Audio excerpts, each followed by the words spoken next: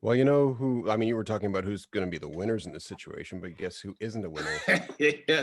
We missed you. We missed you. I don't have him. I don't have Segway Monster. Oh my I don't have Oh, Segway Monster. no. I'm not in Come my house. I don't have on. Segway. There. Okay, that's all I Do got. it for the Ah. monster. Oh, come on. You know, I mean, now we all know what happened. And we have a president who is refusing to leave the White House, which we all knew. Like 2 years ago, we knew. 4 years ago, we knew. Like he made it very clear. This is his. I think it was clear on The Apprentice.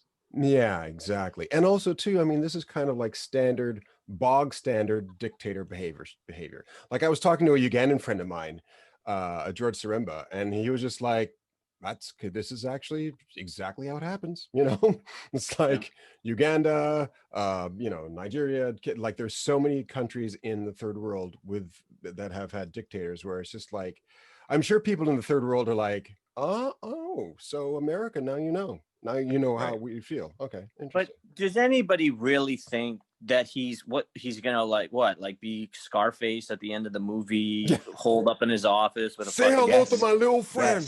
Yes, he's going to be a fat orange Scarface. Yeah, he is. But if he does, he'll die. Yeah. He doesn't control anyone. He's not like, it's not, I don't think he has like this sort of devout group of soldiers. I think that's the biggest difference between like the third world and the United States, right? Is that there, like you can have a military coup. Like, I don't think you that flies in the States. Has there ever been a military coup in 250 years in that country? There's been attempts, but that's all like, you know, deep state people talking. So I don't know what credence to give any of that stuff. I will say my point on this is not whether he's going to win. It's the colossal confusion and the shit he can stir up that will make it absolutely, well, next to impossible. And it's already a next to impossible situation for the Dems coming in to find any solutions to these problems. I think what he's attempting to do is put so many, whatever you call it, that analogy where you're shoving stuff in spokes. Right. Yes. That's what he's doing. Hockey sticks, umbrellas, you know, whatever. Prosthetic dicks, you know, dildos. Yeah. Although that is why a lot of people voted for him, right? I mean, I think a lot of people were like, fuck the system. Trump's nuts. He'll fuck with the system. They're kind of getting what they signed up for. Yeah.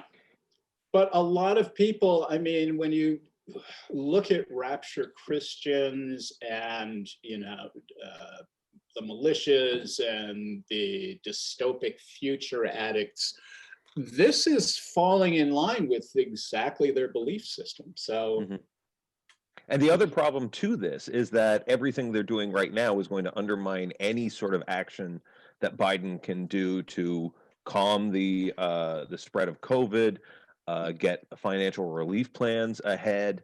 I think we all saw, you know, basically the two things happened, which I thought were really telling about the tantrum that Trump is throwing right now.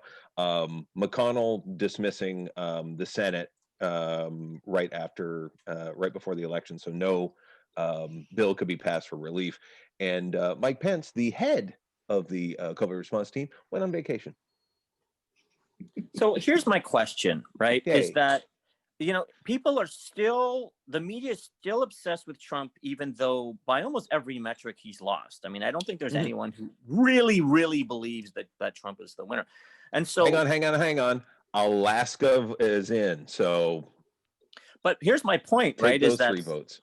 So now the checks and balances, and I'm not an expert in American politics, but I believe they have a dominant Republican Senate right now.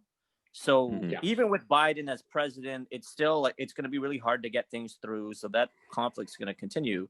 But then if even Trump is, so he's not going to be the president, Biden's going to be the president, but Trump is still getting fucking 90% of the media coverage.